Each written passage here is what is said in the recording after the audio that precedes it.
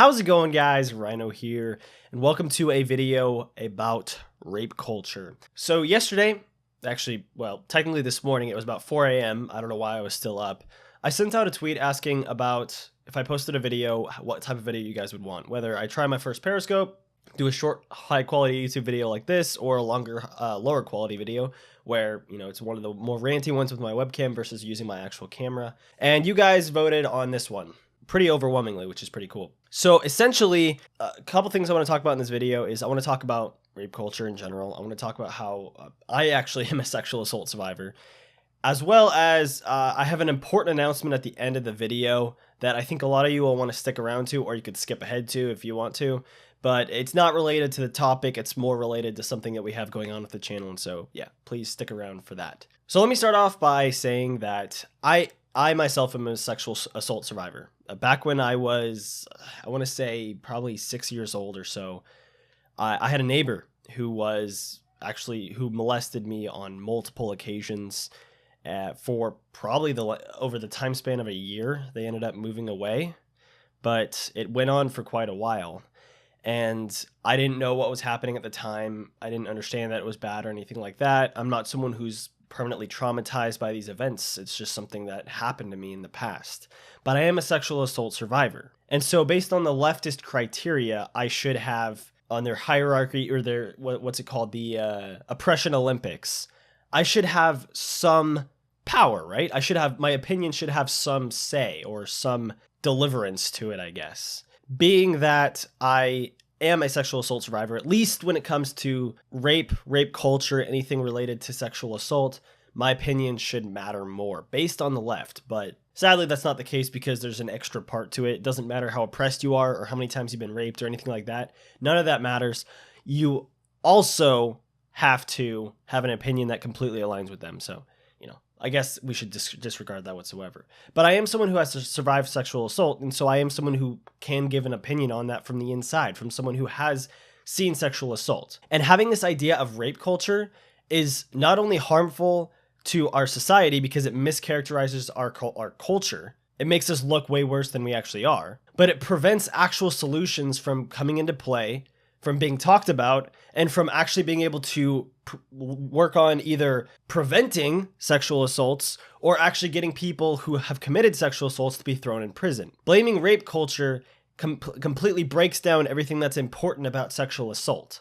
What I mean by this is simple. If you take an issue like obesity, which is a serious issue for most Americans. I mean, for America in general, I guess, not most Americans. And you were to look at a solution, rape culture is the equivalent to making a solution of accepting who you are, accepting your body as is, no matter how obese you are. It's just a cover-up. It's just an excuse to find a pretty shitty solution that doesn't actually solve anything and completely ignores the actual solution of, oh, you need diet, exercise, and pretty much just like self-control in everything. Those three things can lead you to lose weight. I know losing weight isn't easy, by the way. I'm not saying it is, but it's posing an actual solution to an issue versus saying, oh, just accept yourself, accept your body, accept who you are, accept the heart disease that will inevitably kill you when you're older. It's ignoring the actual solution, which is what the left typically does, is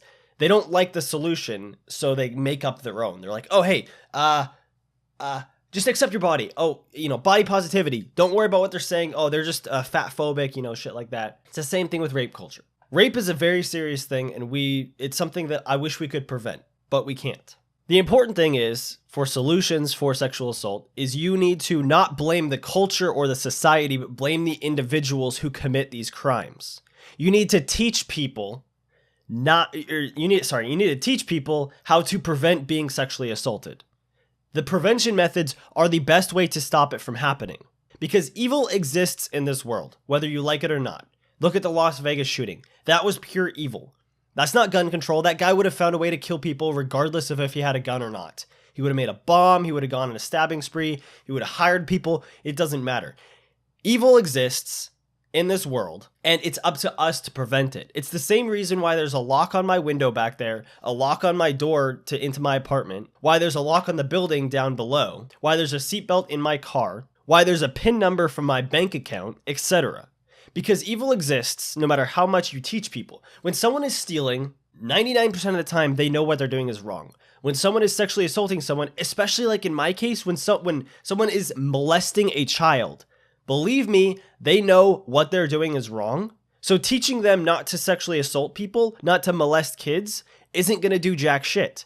You see, that guy's sexual desires overcame him and allowed him to do something atrocious to a child. He knew in his head. He wasn't thinking, oh, I'm not doing anything illegal. Probably the only thought processes going through his head were, I like what I'm doing, it's turning me on, and how can I prevent getting caught? The only way that that could have been prevented is either preemptively knowing that he was a child molester and throwing him in jail, which isn't a possibility and also illegal because he needs to actually commit a crime prior to molesting me, obviously. And then number 2 is teaching me how to prevent being molested. You see, my parents taught me, the whole idea, this was like long before sex, long before I knew anything about sex. My parents taught me, this is my, my private parts. I shouldn't let anybody see them or touch them besides like myself, my doctor, and then if needed, my parents, but it never came to that. So they taught me that, but they didn't teach me that it's really easy to get convinced of the other side. It's really easy to trick a child into doing something. And worse over, I wasn't educated enough to know what was happening to me. I didn't know it was wrong. I thought what was happening was perfectly fine. But had I known, I would have been able to prevent it. That first time that he touched me, I would have been able to go straight to my mom, tell my mom what happened. She would have called the cops, and his ass would be in prison. I don't know what the sentencing for that would be, probably pretty fucking long, so he'd probably still be in prison. But I didn't know that was happening. But the solution is not to blame our culture. The solution is not to teach people not to commit these crimes. And the solution is most importantly not to change our due process into an unfair system that is sexist towards men. This is the most common argument I hear from the left. Oh, if he gets accused of rape, he should be thrown in jail. There's actually, who was it? Nelly, I think it was, is just getting accused of rape right now. So he was just arrested, which is fine. I understand arresting someone because you need to question them and really get more information. But right now, as of right now, we don't know if he did it or not, and if he'll get convicted or not.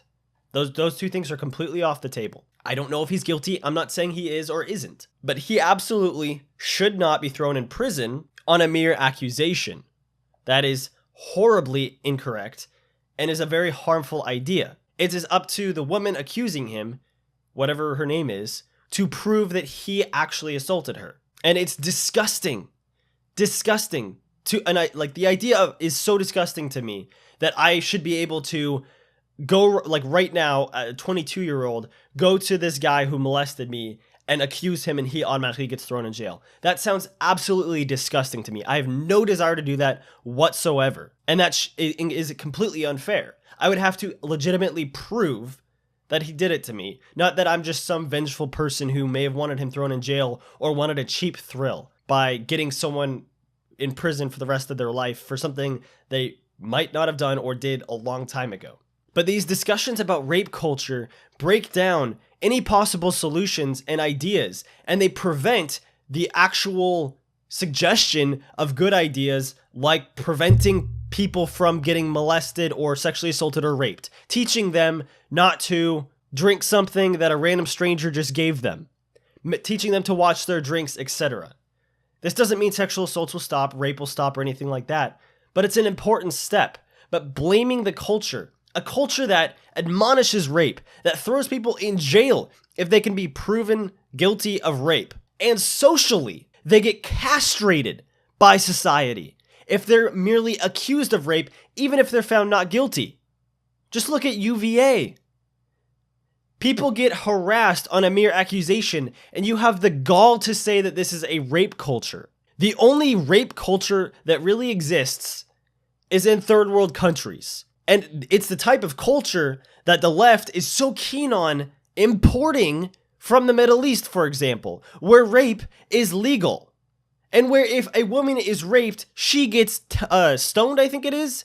She gets the death penalty because she was raped. That is a rape culture, not a culture that literally almost anyone in society, if they see someone getting raped, they're going to intervene or at least call the cops. And that person, especially if they're caught in the act, is going to jail for the rest of their life. This is not a rape culture. It is incredibly offensive to myself, a sexual assault survivor, and anyone who has been assaulted, to blame these issues on a rape culture. Blame the perpetrator, not the victims, not the culture. Blame the actual person committing the crime. So that's about it for this video. I was just last night, I was thinking about and wrote down some notes on rape culture because of something I saw on Twitter, and it was just disgusting to me. You know, I'm not someone who dwells on the idea that I was sexually assaulted. Yes, I was, but you know, it happened a long time ago. It doesn't affect me now. But it's something that I had to deal with, and it's so insulting to me to see this shit, especially when people try to speak for sexual assault survivors, saying that we all are against this rape culture and that we all think Donald Trump is just some rape supporting person. I don't like Donald Trump. I've made this clear multiple times. I slightly preferred Hillary in the election, slightly, but I hated both of them. I thought they were both terrible candidates, and I still don't like Donald Trump to this day. But he does not support rape. That's one of the most insulting things I can think of. It's just the left is so out of control nowadays, and I can't stand it. And I hope you guys can't either. So now I want to talk about my announcement. So essentially what I'm doing is I'm starting a Discord server for you guys, for anyone who has any interest in politics or political discussion. The Discord has already been created, and there will be a link to join the Discord down below. If you don't know what Discord is, you can look it up, but it's actually just it's a free application similar to Skype, but much better, where you can really interact with people. You can, text type with people. You can voice chat with people. It's a great way to record collaboration videos with people. It's overall just a very helpful app for utilizing large groups of people. It's also a great way, if you join my Discord, to know when I post a video, because it'll let you guys know when it's posted. And one thing that's really cool is, so as you guys know, adpocalypse is happening. YouTube is essentially shutting down not even just conservatives, but just it's shutting down ad revenue across the board. People are earning pennies on the dollar of what they were earning a couple of years ago. To the point where, like, I'm earning a few cents a month, basically, when on a secondary channel I would usually earn like $5 a month, and now I'm earning a few cents. It's pretty gross, and I don't rely on this channel for my income or anything like that. It's just I am hoping to be a full-time entertainer, whether it's on my main channel gaming, or whether it's on my streaming channel on Twitch, or whether it's on this political channel, or all three. And what I'm hoping to do is build enough revenue off of each one so that I am able to do this full time. If I'm able to do this full time, then you guys would be seeing multiple gaming videos a day, probably at least one political video a day, and a stream every day. I'd be able to focus more time on this, and my stream has been doing really well, so I'm closer than ever. And so Patreon is one way that you're able to develop a new stream of revenue. And so what I want to do is I'm going to completely work on revamping my Patreon. My Patreon is down below in the description, and it has been for a while.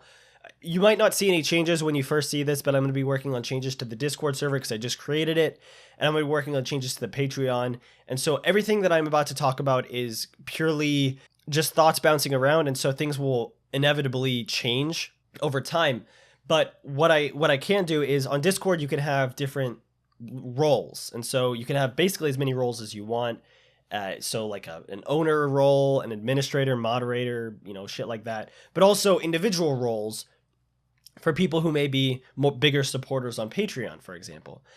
And so what I can allow is I can allow certain roles to be paired with certain levels of Patreon support.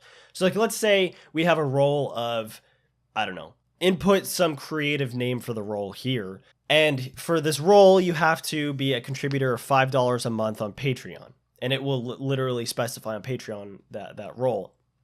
And so for that role, now you get everything that a regular member gets, but you also get the ability to advertise your channel or your streams or anything like that. And then a higher rank is you get the ability to advertise on like an announcement channel or something like that. You get more and more perks that are more and more beneficial, all the way to maybe something where you're able to join me in a political podcast or collaboration or debate or something like that. so that you really gain as much exposure as you possibly can. And so it's a way for you guys to really help support me, since YouTube is not going to be that place for revenue, as well as gain some rewards for yourself that maybe don't necessarily help your channel, but just kind of make you happier in general if you're on the Discord and you have this rank that makes you look really cool, that shows that you're a big supporter of the channel. And then lastly, one thing I will be implementing for sure is a celebrity rank.